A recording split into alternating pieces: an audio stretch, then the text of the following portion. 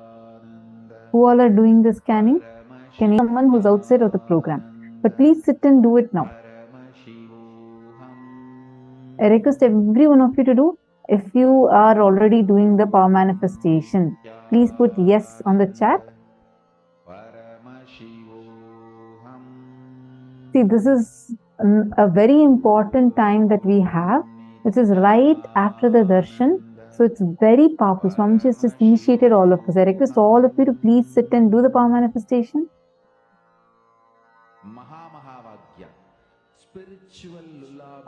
Yes, Sanjay Oriya, you can cover fully. You can just make a small rectangle also. Like just one small rectangle filled with the Aushadha. That is where you will see. Completed. Adam Sharmaya, that's wonderful. So, what did you, were you able to manifest?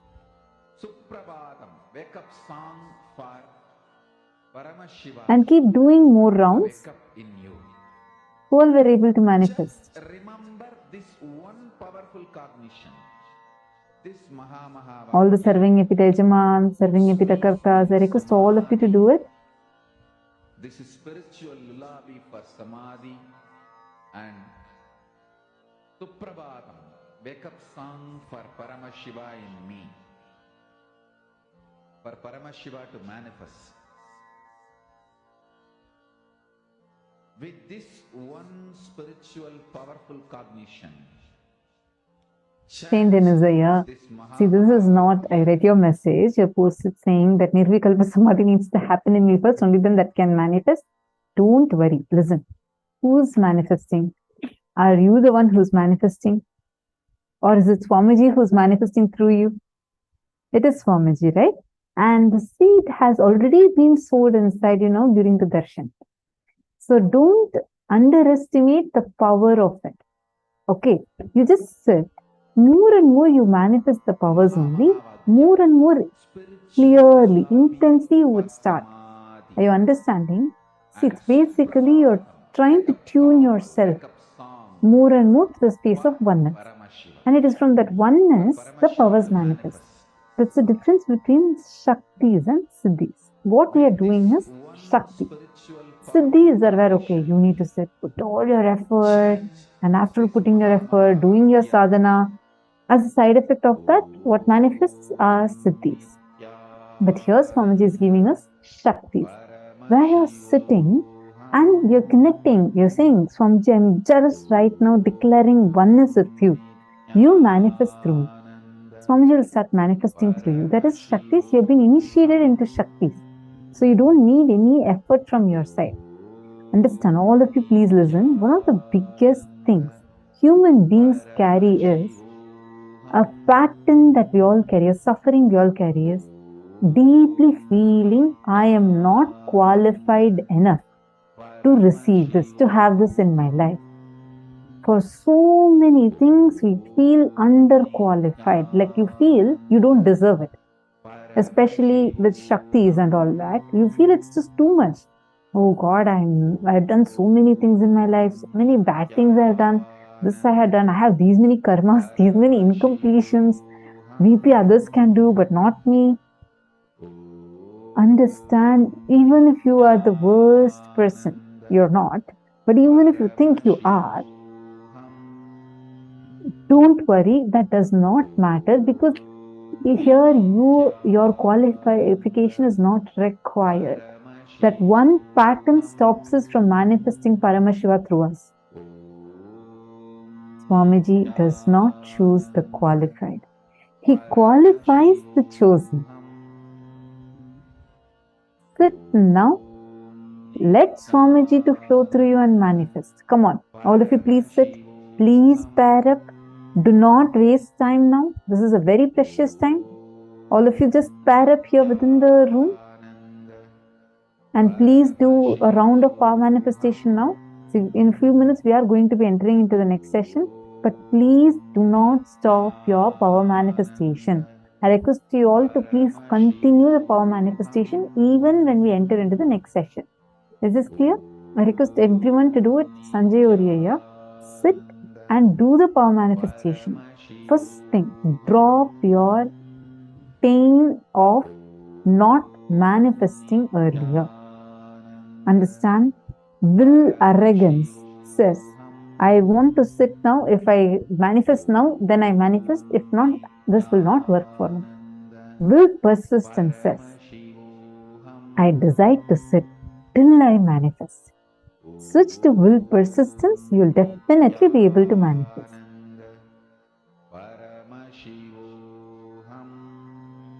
Okay, sit now. I request all of you to sit and do the power manifestation. See, there's a very nice story. Once Narada, Devarishi Narada, he is traveling to Vaikuntha Loka to meet Mahavishnu. And on the way, as he is passing by, he notices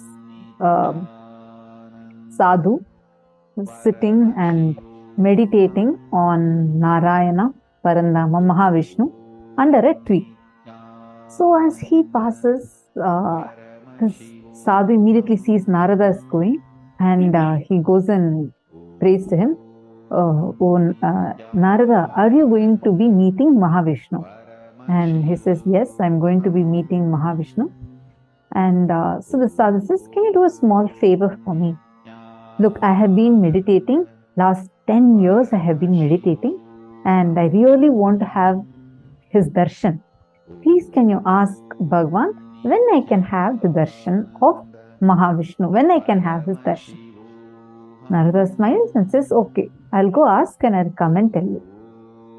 He says so, and he starts continuing to walk. And then in some more distance, there's one more guy. There's another tree, and under that, this guy is also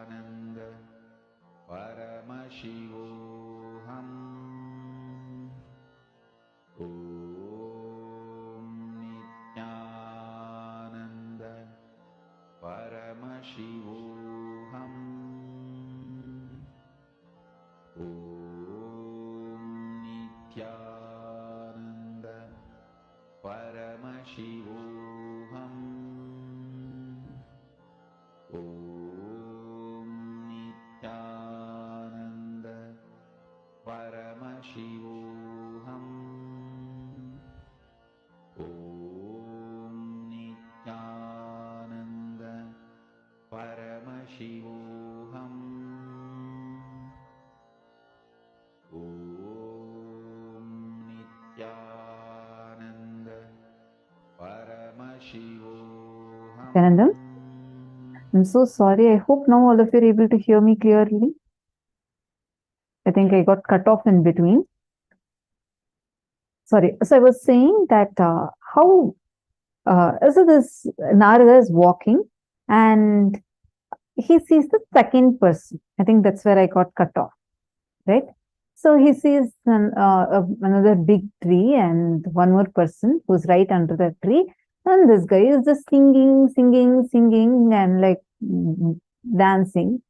And the moment he sees Narada, he runs and falls at Narada's feet. And then he says, oh Lord, are you going to meet Mahavishnu? Narada smiles and says, yes. And he says, okay, can you do a small favor for me? Look, last 10 years I have been here singing kirtans and praying to my Bhagavan, Mahavishnu. I just request if you could just please ask and let me know when can I have Bhagavan's darshan? I'm just waiting for having Mahavishnu's darshan. Please, can you help me with that? Then he says, yes, smiles and says, yes, I'll definitely ask and let you know. So Narada goes, meets Mahavishnu and comes back. Again, he's on the way, and first he meets the sadhu who's sitting under the tree and meditating for 10 years. Then, moment the sadhu sees Narada, he runs to Narada and asks, did you meet with Mahavishnu? And Narada says, yes, and I have a message for you from Vaikuntha. Sadhu is so happy. Yes, what is the message? Narada says, I asked Bhagavan Mahavishnu. He told that you need to wait for 1 more year, and in 1 year you'll definitely have his darshan. This man, he says, what do you mean? Last 10 years I have been sitting and meditating. What do you mean by coming and telling me I have to wait for 1 more year? I am not going to wait. Today, if he is not giving me darshan, just leave it. I don't even want the darshan. I am just frustrated at this whole thing. I am dropping all this, and he just gets up and goes in. And Narada goes, he meets a second person. That fellow is still jumping and dancing and singing. The moment he sees Narada, he is also delighted. He runs and comes. Then Narada, he says, he asks, did Bhagavan tell anything? And then Narada says, yes. He told that you need to wait for as many births as there are the number of leaves that are there in this tree. It's a huge tree with so many leaves. And Narada says, so Bhagavan told that you should be waiting till all these trees, you take the number of birds, as many leaves are on this tree. Narada was expecting this fellow is also going to get frustrated and go. But on the contrary, this fellow started jumping even more and dancing. He dances. Narada is puzzled. That first person at least had to wait only for 1 year. Here, Bhagavan has told him to wait for so many births, not even years. Yes, what happened? Why are you jumping and dancing? He says beautifully, I am so happy that at least Bhagavan told that he is going to give me darshan, at least in one of the births. So I am so happy that I have a confirmation of going to receive his darshan.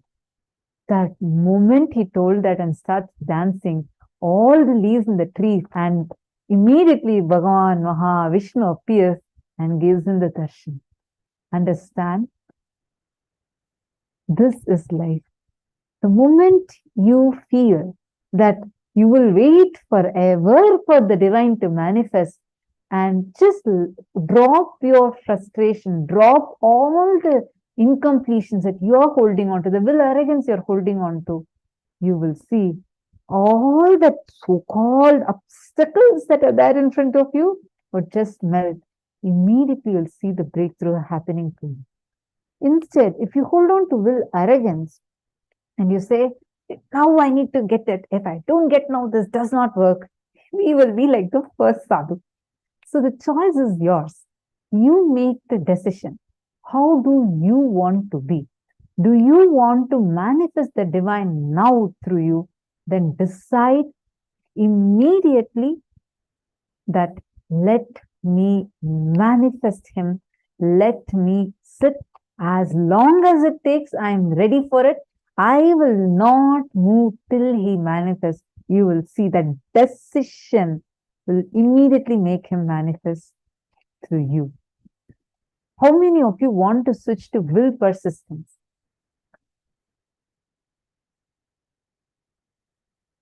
Just choose from now to sit in that will persistence and do the power manifestation. All right, now let's go to the next session where Swamiji is going to explain a very important revelation about how to move from lust to love. Let's listen to the revelation now.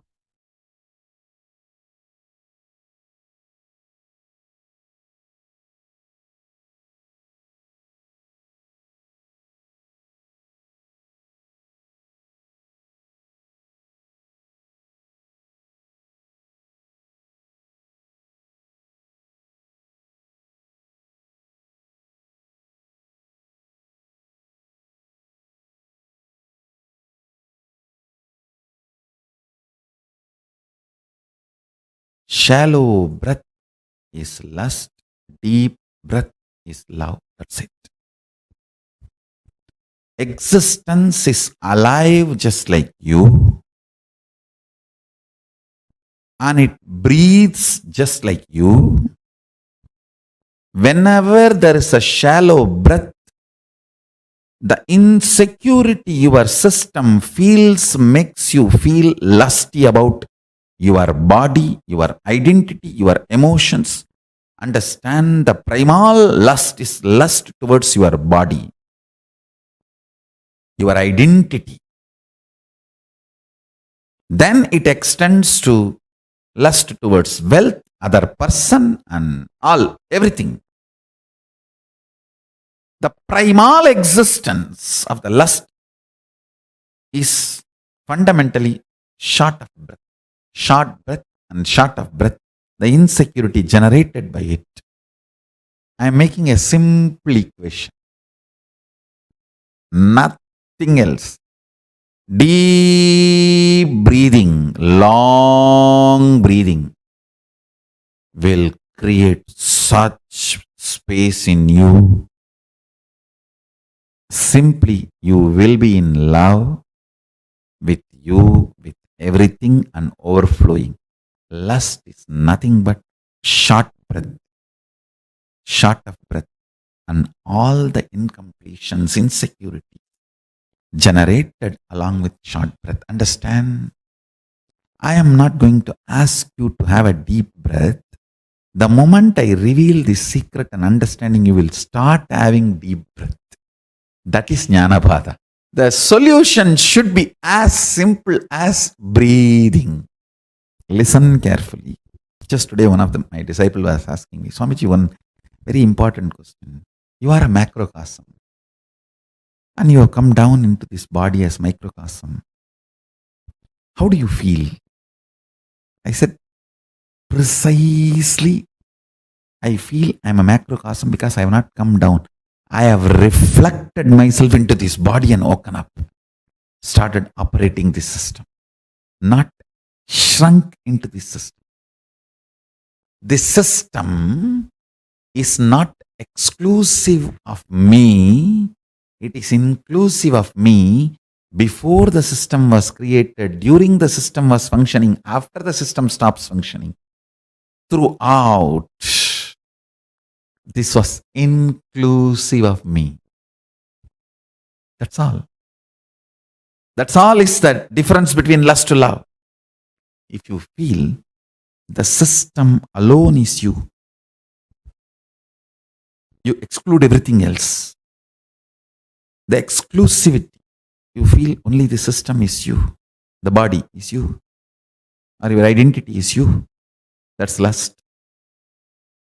Short of breath, short breath, insecurity generated by it, all that comes. Yogi is a person who breathes with cosmos. That's all. Yogi is a person who breathes with cosmos. That's all. I'll repeat. Yogi is a person who breathes with cosmos. Just breathe with cosmos. You will be overflowing with love. It's not something you need to do. Even if you remember and the moment you understand, oh God, automatically it starts happening. Jnanapada, knowledge is solution. Fundamentally, with your shrunk, suffocated identity, short of breath and short breath, the kind of the insecurity it generates, the reaction of possessing is manifested by you. Understand? The insecurity invokes the powerless response of possessing. The possessiveness is powerless cognition. Comes as a response reaction to insecurity. All insecurity is perceived by you first only as a short of breath. You can test any information or the moment you experience insecurity. It's a breath which gets first attacked. Understand? Deep breathing. Decide to breathe with the ocean, hills, life, river, tree, everything around you. Decide to breathe with Chandra and Surya. Decide to breathe with the whole existence. You'll be in love forever.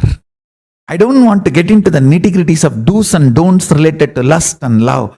Oh, if you marry this many times, lust can be transformed into love. If you don't marry at all, your lust can be transformed into love. I am not getting into any of that. I am not getting into the lifestyle related details of lust to love.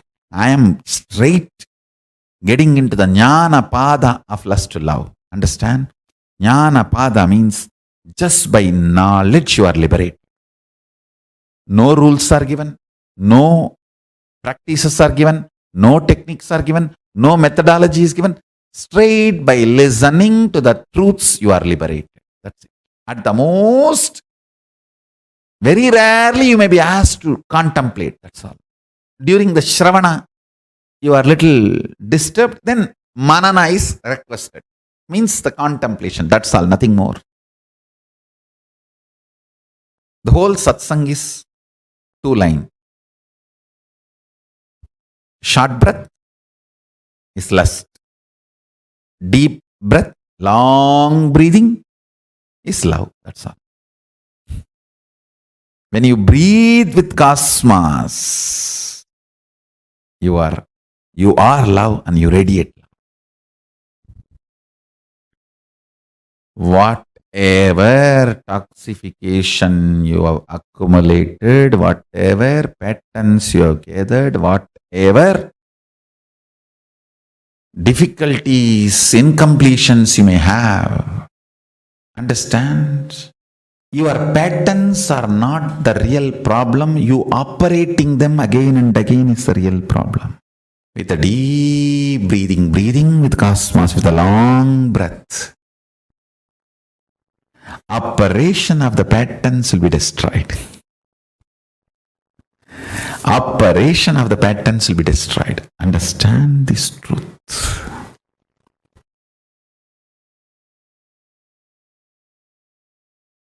This first statement I am making, your life has nothing to do with what you do, and it is all about how you experience your consciousness.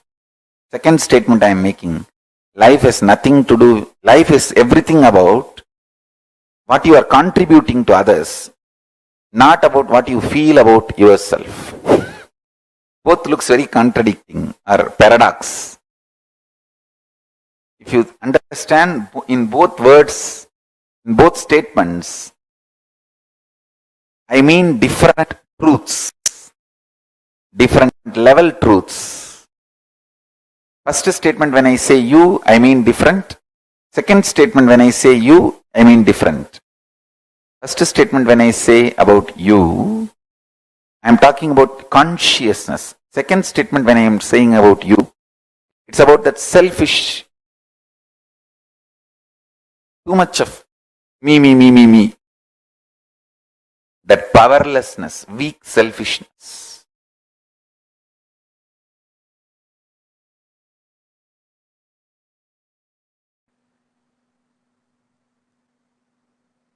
In the level of consciousness, anything you declare, consciously decide, willpower is enough tapas.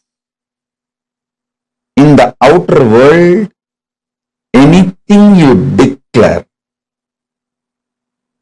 as you, responsibility is tapas. Listen carefully. See, in the outer world, if you declare you are a president or a prime minister of some country, responsibility, taking responsibility for that work is tapas. Everyone who enters into politics imagines themselves, literally declares that they are the president or the prime minister or in the top position of their country's politics. Listen. In the outer world, anything you declare, you need to take responsibility for it. That is the tapas. If you declare yourself as a mayor of a city, you need to take the responsibility and fit into that shoes. That is tapas. If you declare you are chief minister or the governor of a state, you need to take the responsibility for that declaration to make that into reality. That is tapas. In the inner world, if you declare yourself as Shakti, as Paramashiva, or as Ganapathi, or as Subramanya, you may declare whoever you want as you in the inner world. If you declare yourself as Paramashiva, or Parandama, Parabrahma, Parameshwari, anything in the inner world, will persistence is the only tapas. See, when you declare you are Paramashiva, naturally all your inside patterns, self-hatred, self-doubt, self-denial will flare up and show so much of obstacles, problems, difficulties externally and internally. But you standing with will persistence, I will see everything as Paramashiva. I will face all these self-doubt, self-hatred, self-denial. Even the doubt whether I am Paramashiva or not, I will face it from the space I am Paramashiva. How Paramashiva will face self-doubt, same way I will face. How he will face? He will just burn it. Tripura Asuras are the self-doubt, self-hatred, self-denial. How he dealt with them? He just burnt them. Same way, I will burn my self-doubt, self-hatred, self-denial just through will persistence. Listen. In the conscious world, anything you declare as yourself, will persistence for it is tapas. In the external world, anything you declare about yourself, taking responsibility for it is tapas. Now listen.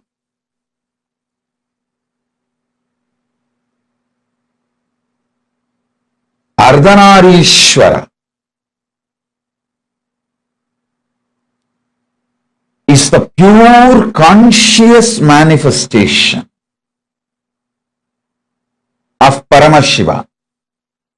If you declare you are Ardhanarishwara, just have will persistence as tapas, you will manifest Ardhanarishwara. I tell you, manifesting Ardhanarishwara is the ultimate sexual fulfillment. Neither womanizers nor nymphomaniacs taste even the glimpse of what is Ardhanarishwara. Listen. Womanizers use women more like scratching for itching. Actually, if you want to kill a monkey, you don't need to do anything big. Just if you make a small wound in the hand, very small, just one small needle. That wound is enough because the monkey cannot keep quiet. It will go on the scratching. After 2 days, even if the wound heals by itself, monkey will scratch again and make it as a big, until it becomes septic and finally dies. The monkey will not allow it to get healed. A small wound is enough for the monkey to kill itself because of that itching and scratching. Is a natural animalistic pattern. Listen, the sex of the womanizers is exactly the animals itching and scratching. You will not find any love, any romance, any consciousness involved in it.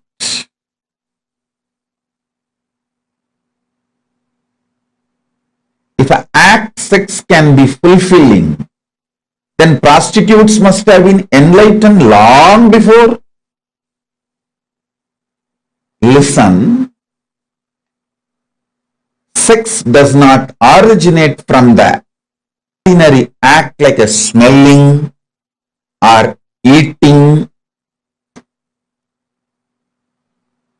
Starts manifesting from the foundation called love for the existence. I tell you, people who carry love in their consciousness will never become obese. Don't try to come and tell me, oh, I have seen many obese people who are very loving.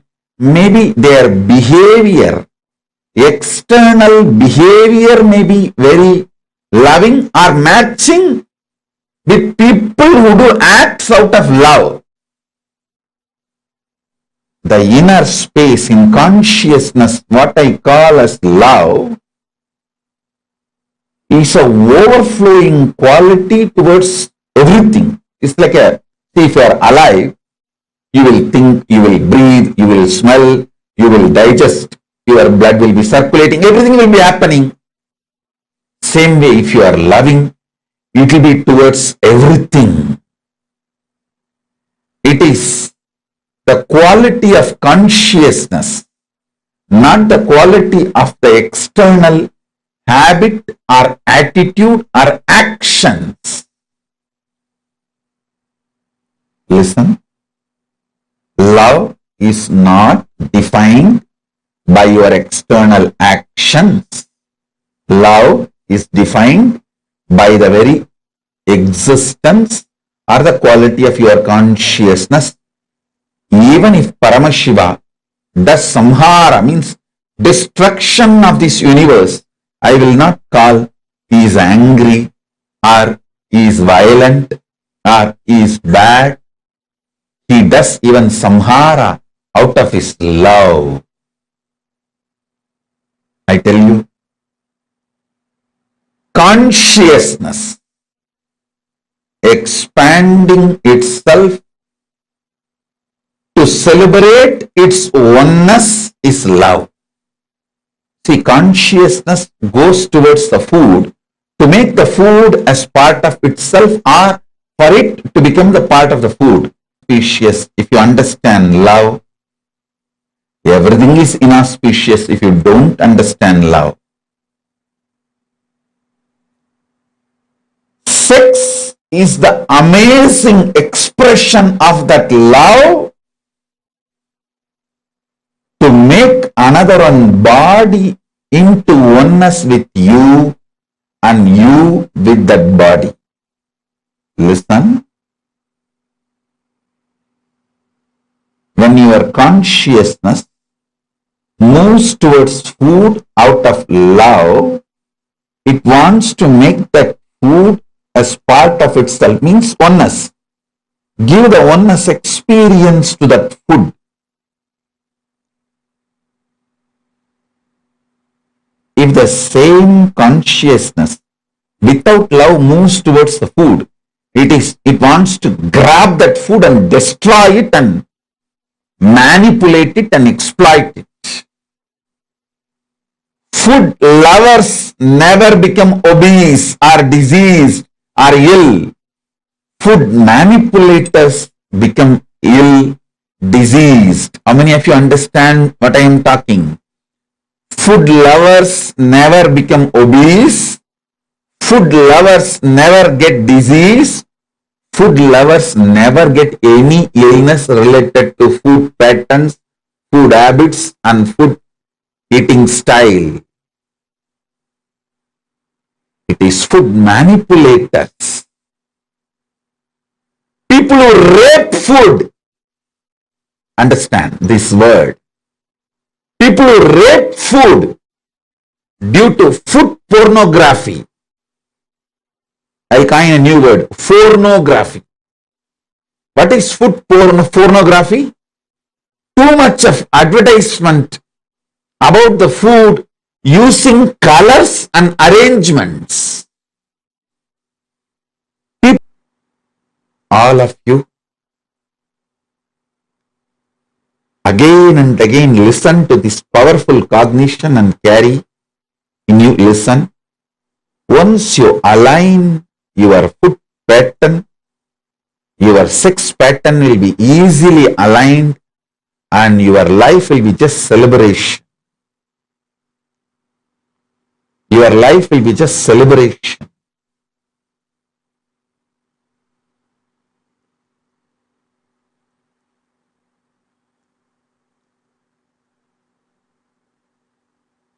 So listen carefully. Listen intensely.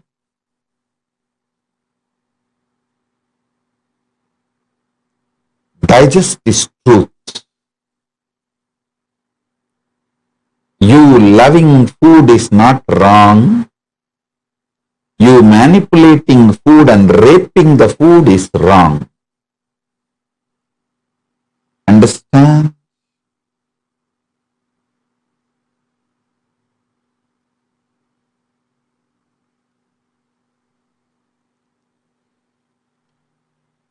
If you love food, you know how much of food can become one with you, your digestion ability. What kind of food can become one with you? What kind of food will empower you and get empowered by you? Listen. Whenever you digest a food and that becomes energy in you, not only you are empowered by that food, you are also empowering that food because that becomes energy.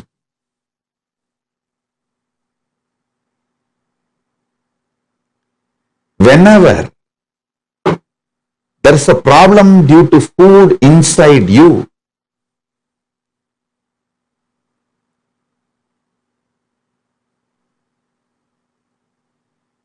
not only you are manipulating the food and raping the food also gets incomplete with you because it has not fulfilled the purpose for which it happened. Right eating with the right consciousness fulfills you and the food. Now, whatever I am talking about food, use the same principle and map it to music, vision, visuals, all the five senses, including sex. You will see very clearly. Are you eating or raping the food? Are you loving and having sex, or are you raping the other person? Are you masturbating out of the high romance? Are you masturbating out of the violence, raping attitude. Look at the whole thing. You need to look into, are you eating food out of love, or are you manipulating food, or are you raping the food? Same thing. Are you having sex out of overflowing romance, love, oneness, or are you just raping the other person out of anger and violence or some other reason?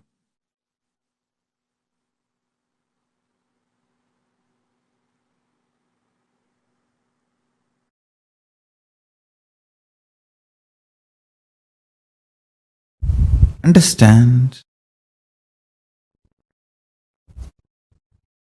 Sexual act, a man first feels physiologically pressured by the hormones. So physiology sends the signals to body, physical structure. So it starts responding, but psychology is not having enough life positive affirmation to be active. It does not have enough love. It only feels the pressure of physiology and physical components. So it is waiting to take revenge on the physiology and physical component the moment act is over. The moment act is over, psychology just takes over.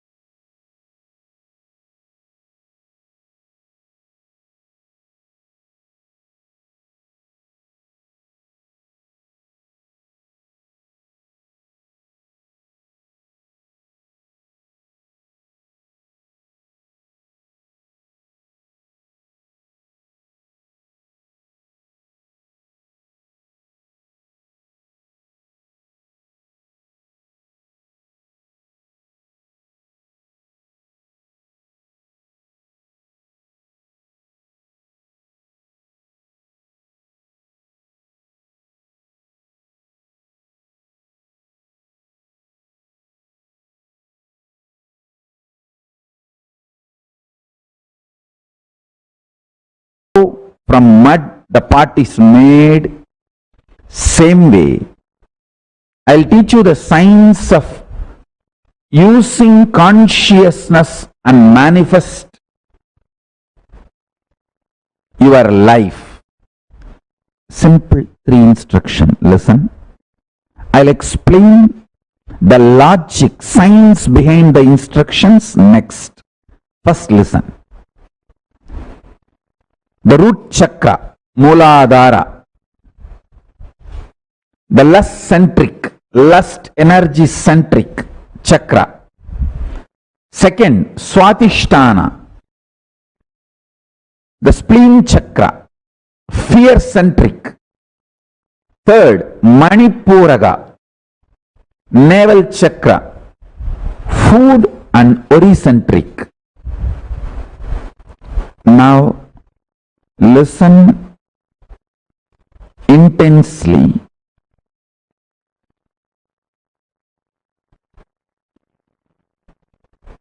In the lust center, there is no difference between your visualization and actual action. The actual actions impact and your visualizations impact on your life. If you see, the actual actions of your lust may have only the legal implications externally. Other than that, other than the legal implication, whether it's a legitimate wife or illegitimate or gay or lesbian, other than the legal, socio-legal component of the sexual act, the act or the mental action, please understand, words, very raw, your fantasy, your pornography, your masturbation, all this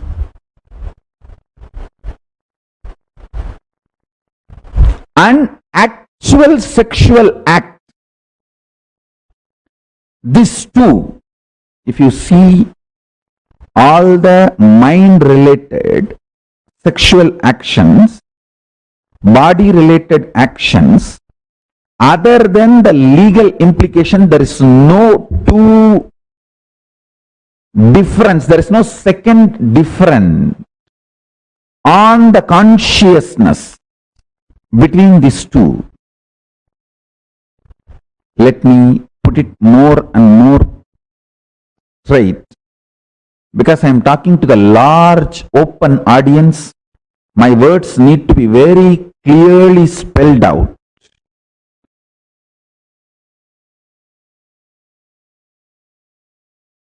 That is why step by step I am spelling it out and using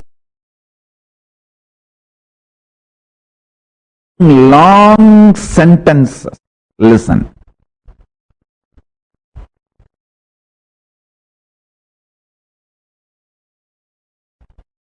Consciously,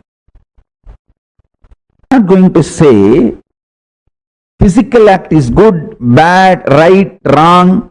If this is same, then why not go for physical act? All those logic I am not going to analyze. I am going to reveal some of the most important truths for your enlightenment. Let me stop from the angle of attending to this whole issue only from the angle of enlightenment. Listen. Listen sincerely. Let me give you some of the conclusions.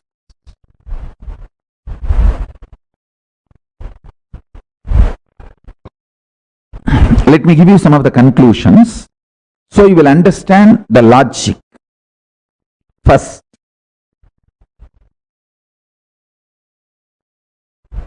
mentally digesting all the fantasies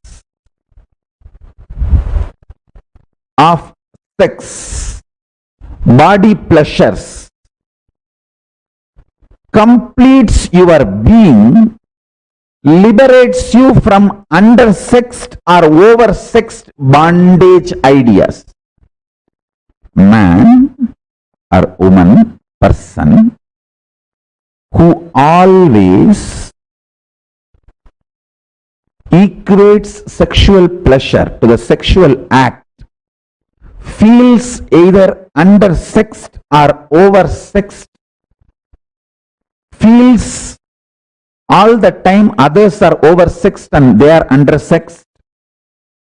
Too much of complicated relationship with sex leads to complicated relationship with the body, leads to complicated, very frustrated relationship with the thinking itself. Please understand, this is too important thing you need to know.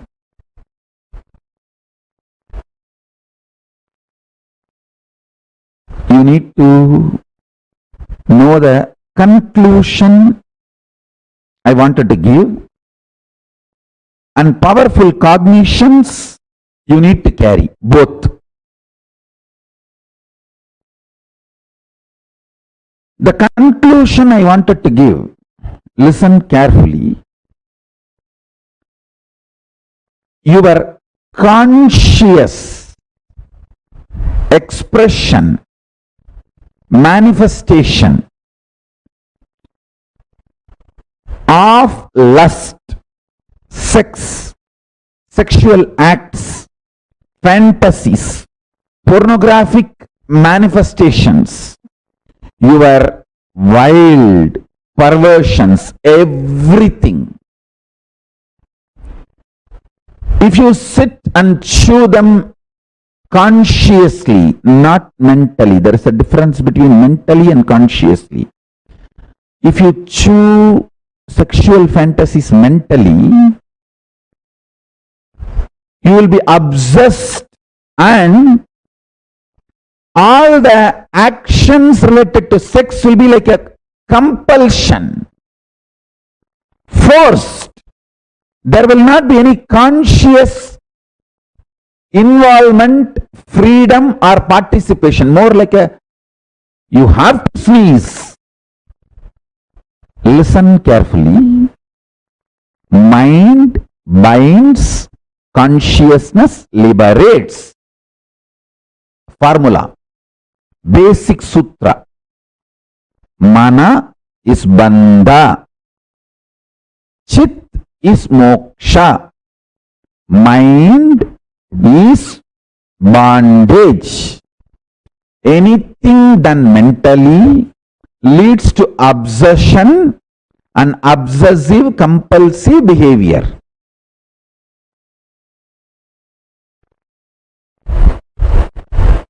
Consciously, when you engage with your fantasies, desires, sex related right, wrong, good, bad, socially accepted, legitimate or perversion, anything. If you can consciously use your visualization and get involved, you will be liberated without need for the physical act from the feeling of undersexed or oversexed, denied or exploited, all the incompletions, frustrations related to sex. All human beings feel, whether they are having legitimate marriage relationship or outside marriage relationships, whatever may be, irrespective of age, gender, orientations, choices, everybody feels either undersexed or oversexed, either deprived or exploited. It's like a cycle. The fundamental root cause is sex remains as obsession, compulsion. The act does not have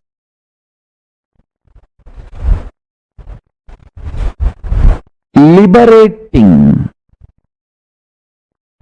consequence, fulfilling consequence. It may be tiring, releasing, letting you rest, but not fulfilling. Please understand. And getting into the deepest important formula for power manifestation.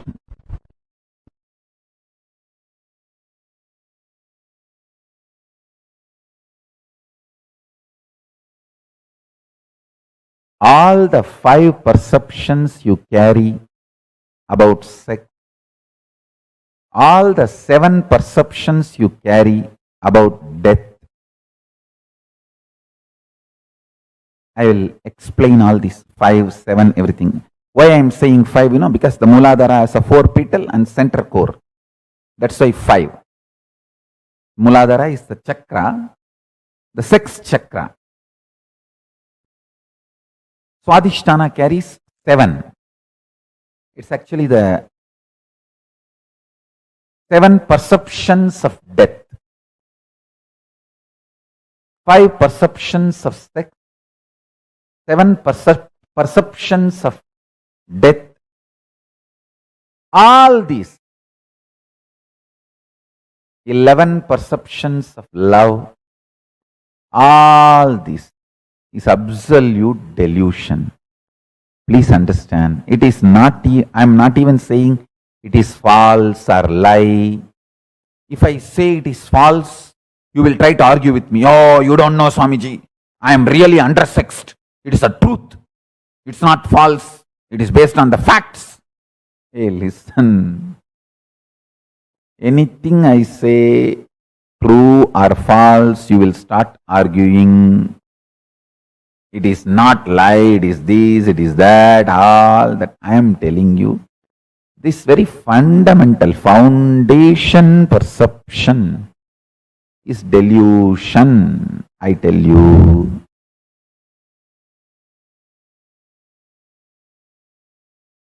If you know the joy of remaining in ecstasy internally through unclutching, externally whether some body touches you or not, this whole perception about the sexual activity and the sex gender identity, the whole thing is delusion, I tell you. Even if you struggle unclutching, try for half an hour.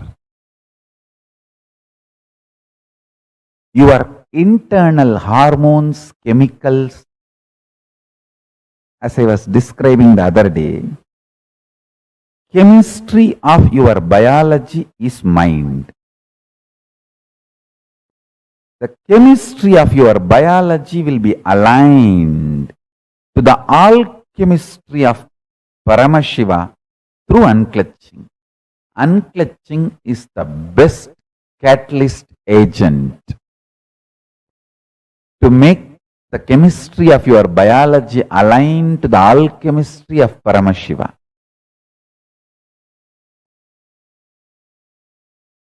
Shantam Chandrakala Chudam Sarpasannata Satchatam Kadisutrodara Bandhanaihi. This is one more Shastra Pramana where Paramashiva describes himself in Kamikagama Purvabada, 4th chapter, Archana Vidhi Patalam, Sloka number 330 and 331, Sadashiva Dhyanam, Shantam Chandrakala Chudam Sarpasannata Sachatam Kadisutrodara Bandhanaihi.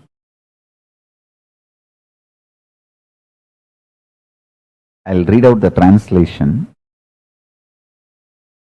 Satchatam means Paramashiva as Jatas. Udarabandham. Udarabandhanam means the ornament tied on the abdomen stomach, means the abdomen of Paramashiva is tied. not having belly. Paramashiva is having a controlled, strong stomach.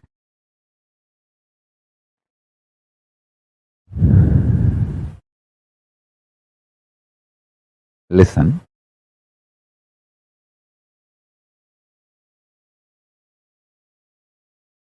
Whatever I am trying to convey today through this satsang,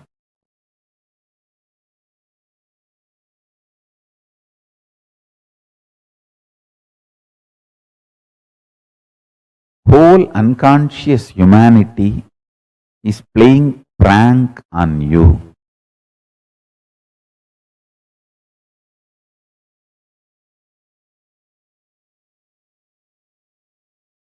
Don't get pranked. Wake up to the reality by just half an hour unclutching.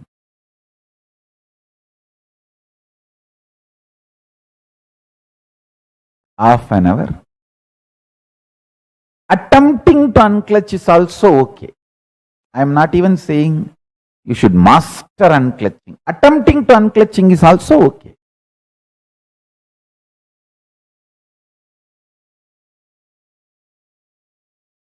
The social concepts and definitions of gender, gender-related issues, if you take it as a joke, great. But if you seriously record them in your muscle memory and biomemory and keep them inside your cognition,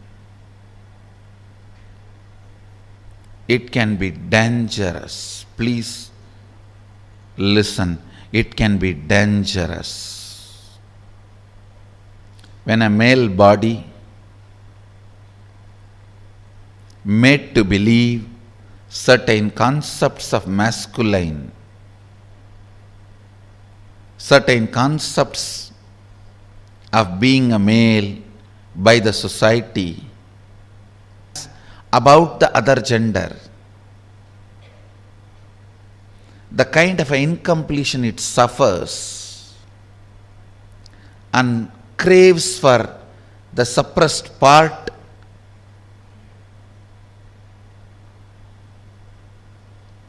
is hell.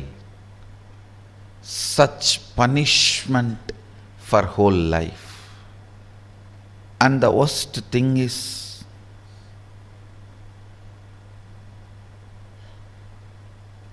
whatever you suppressed in you, declaring yourself as the male and avoiding anything other than so-called male, you will be searching for it in some other muscles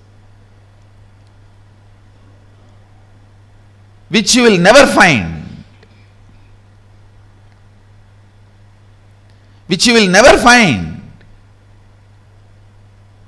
And this seeking goes on, tortures the person who is living with you, who has committed their life to you. It is like you torture the other person. The other person, she has her own suppressions. She is also product of the society, unenlightened resources. She has suppressed tons of things in the name of she being a female.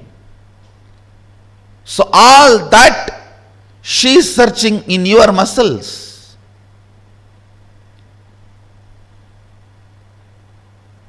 It's like in Indian villages, this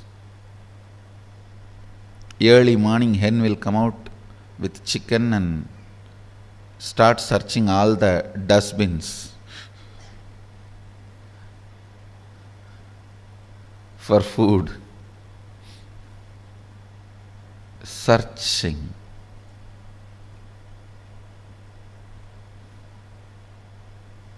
Searching in others for the suppressed component in your muscle, searching in others for the suppressed component in your muscle,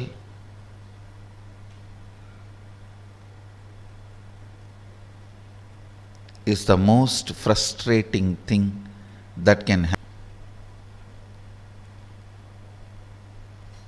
But the patterns you pick up from others, believe it as your muscle memory, install it in your biomemory, takes such long completion, requires strong completion process for you to get out.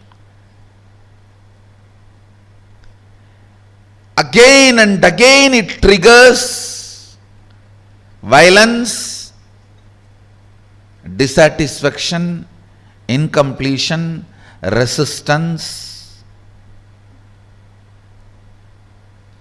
a wrong principles of sex.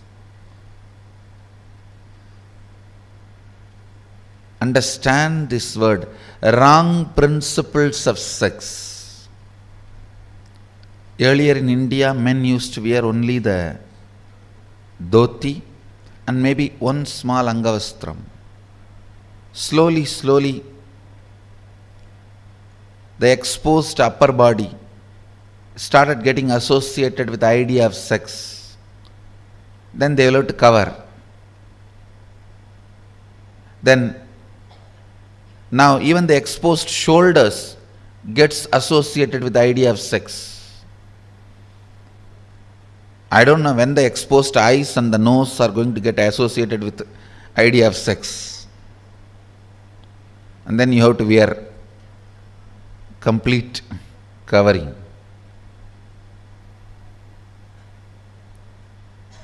Understand various parts of body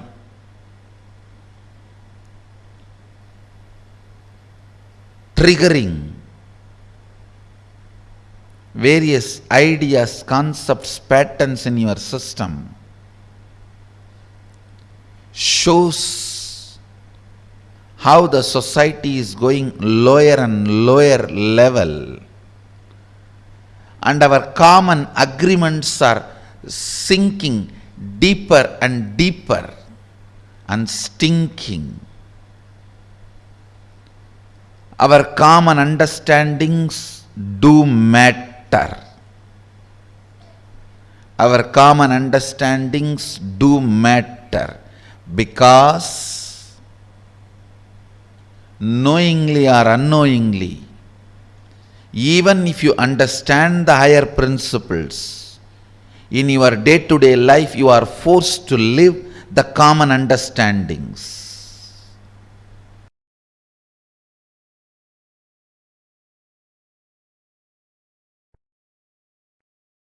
Seek Shanti Tattva because it is reality. It is experiential reality, existential possibility, ultimate space to reside. Seeking for happiness is myth. Seeking for happiness is the myth. Because the idea of happiness is myth. Stop seeking for it. Listen intensely. Seek Shanti Tattva. Seek Paramashanta Swarupa. Paramashanta. It's a real experience. You will achieve it. When you achieve, you will feel your seeking was worthy. But seeking joy is delusion. The definition of joy, the idea of seeking joy, the method or the way in which you seek joy, everything is delusion. When you start seeking peace, Shanta, your visualization capacity mixes, merges, becomes one with your consciousness. Your consciousness becomes one with Paramashiva's superconsciousness. Your Sankalpa will become Shiva Sankalpa. Your will become Shiva's will. Listen.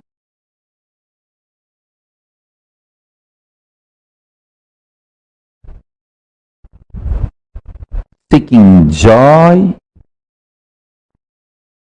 is absolute stupidity, foolishness, delusion. Seeking peace, Shanta. I don't want to use the word peace because there is no other word. I'm using peace. Peace is too small word. Peace is important word to translate Shanta. Shanta is one of the non-translatable Sanskrit principle. Listen. The principle of Shanta, Shanta Tattva, is non-translatable. So understand the definition I am giving. Alive, vibrant, core, which does not get shaken by big bangs and black holes, but remains as active component and independent intelligence of the existence is Shanti Tattva. Peace is too small word because no other English word exists. I am using the word peace for Shanti. Otherwise, I am not okay with you chanting Om peace, Om peace, Om peace after every Upanishad verse instead of Om Shanti Shanti Shanti.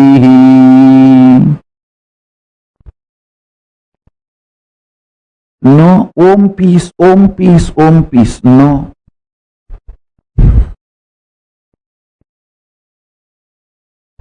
You should know it is non-translatable. But because there is no other way, I am using the word peace. Listen. Listen carefully.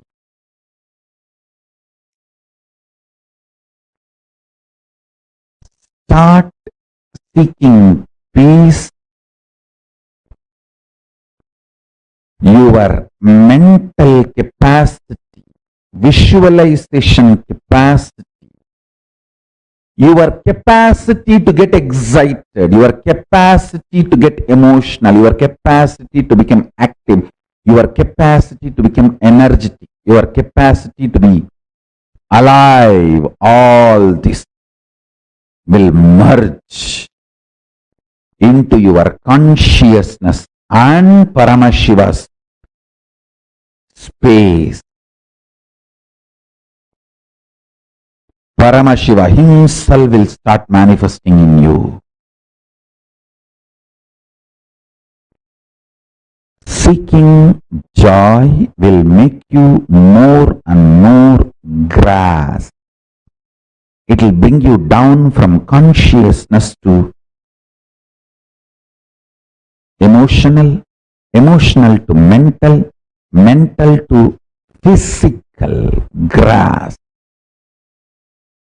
Start seeking peace, you will move from grass, physical to mental, from mental to emotional, from emotional to visualization space, and from there you will move to consciousness and to superconsciousness itself. If you start seeking peace, You will get intensely involved in your sex-related fantasies, visualizations, perversions, and you will master it. You will get involved with your fears, fear patterns, the ideas, thought currents which gives you nervous breakdown, mental breakdown. You will master it.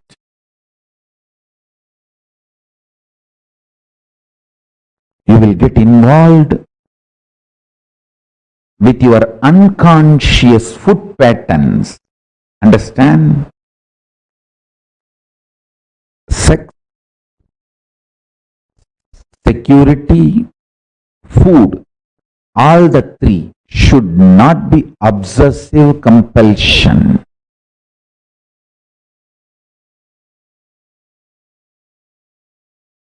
When these three are obsessive compulsion, you are a slave.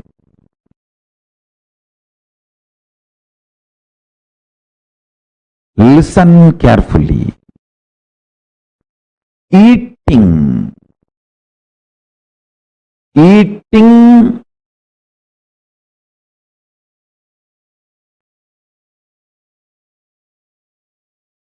for the sake of joy will create more and more bondage. Eating for the sake of joy will create more and more bondage. Listen. If you start eating to find Shanta inside you, you will find the right food. I tell you.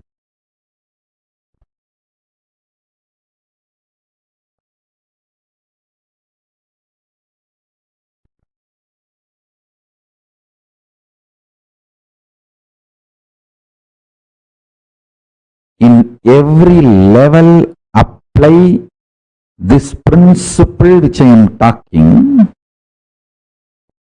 Personal,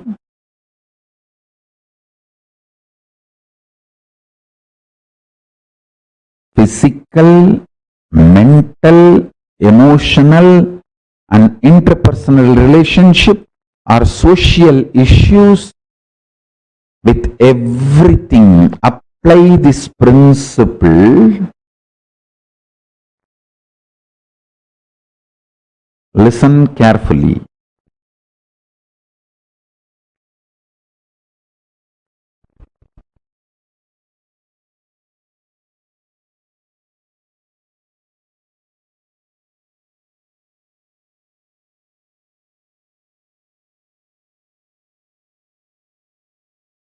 Whenever I give an example to explain a principle, just don't hold on to the example. Example, I map it into one small problem, but use that principle in everything you face in the life.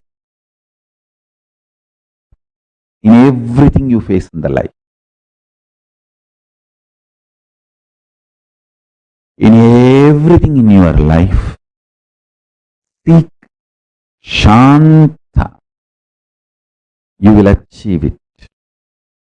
Not joy. People who seek joy feel whole life is a struggle.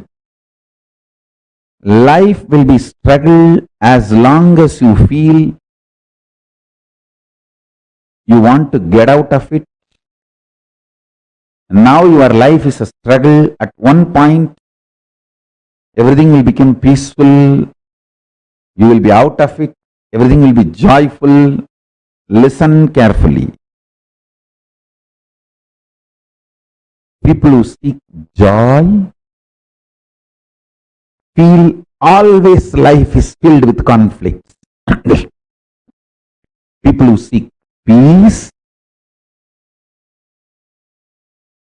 realize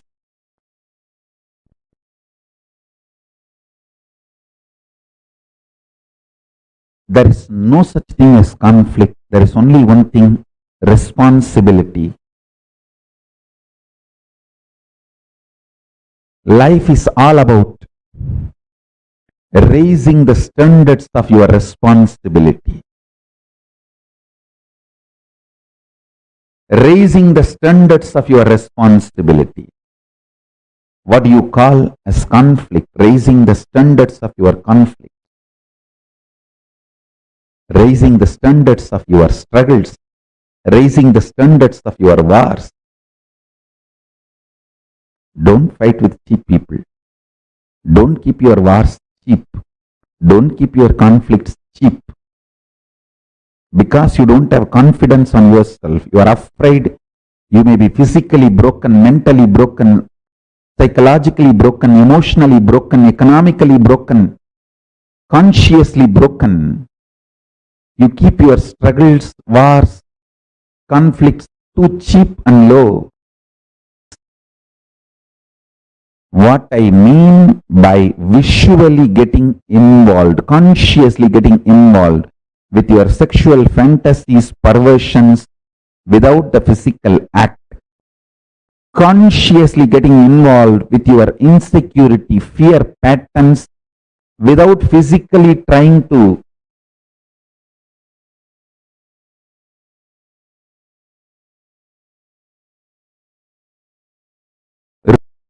raise your so-called securities, consciously eating continuously without physically dumping food in your stomach.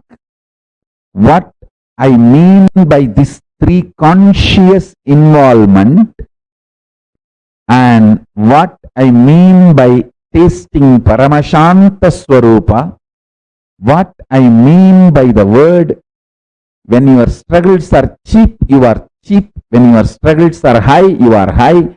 When you are beyond the struggles and full of responsibility and know that life has no struggle, it's all only about responsibility, you become leader. All these statements will become your realization when you start tasting Paramashanta inside you. All the zigzag puzzle will fall in place and it will become, you will just experience that huge click. Cosmic click. Wow. Yes.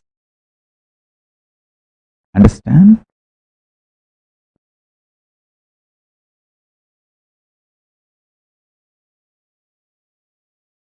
I am not here to teach you. I am here to initiate you. My initiation will teach you.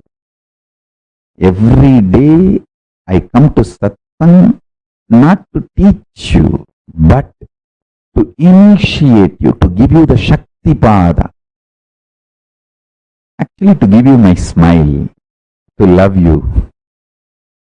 My love, my initiation will teach you. Your bhakti actually happening is Shakti Pada, initiation. I am here just to love you. My love will teach you. I am here just to initiate. Doing well. Why you did not shave? Why there is no vibhuti in the face? Why did you put the round kumkum? Why can't you put the Trinetra Tilak? Nithyananda. Now, all of us have experienced today some of the most important, most beautiful revelations from Swamiji. From understanding what is Tantra, understanding our gender, the right diagnosis of gender, completing with all the powerlessness that has been embedded into us by the society, Swamiji has taken us through one of the most important journeys where we are discovering our own gender. And this brings us all to the conclusion of our day today. We are all ending the day 20 of this Paramashivoham, and tomorrow is the last day of the program. Tomorrow, the whole day ultimately is about learning to radiate Paramashiva. And we have a very exciting condition for tomorrow. So all of us are supposed to be dressed up as Swamiji. Choose any form of Swamiji that you love, with a turban, the chattas, however you like. Choose any picture of Swamiji and you are going to dress up tomorrow exactly like Swamiji and come for the program, because tomorrow our experience is about manifesting Om Nithyananda Paramashivoham through all of us. Literally manifesting that Mahavakya itself through us, experiencing that Paramadvaita with Swamiji. And for that, one important thing is dressing up as Swamiji and coming for the program. How many of you are ready for this? Who are saying, yes, I'm going to do it?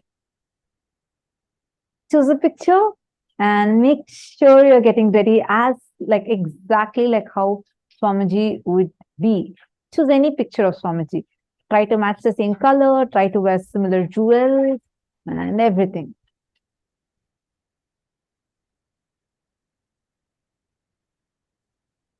Shri Nitya Krishna Prem has asked a question. What does it mean to let go of the energy of contemplation, not of physical contact? Just so understand. Sorry, I'm not really getting your question. Energy of contemplation, I'm not really understanding that. It's time to end and to disrupt the other people also. So, and tomorrow make sure all of you getting dressed as Swamiji. Okay? And let's meet tomorrow. And today's gifts are going to be sent via email to all of you. Please make sure you are getting today's gifts. And if any of you are not getting your gifts, please put your email IDs in the chat. We would make sure it's being sent to you. Today, we have a lot of ebooks that Swamiji himself has chosen as gifts for all of you. So get ready to receive it. Now with this, thank you so much for joining. Let's meet again tomorrow, the last day of the program.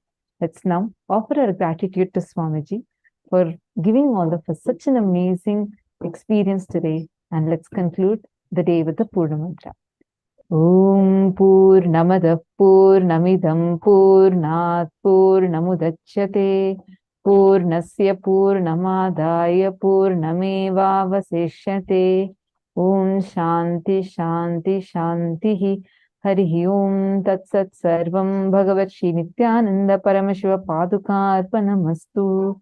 Om Nithyanandam. Thank you all. Nithyanandam. Nithyanandam.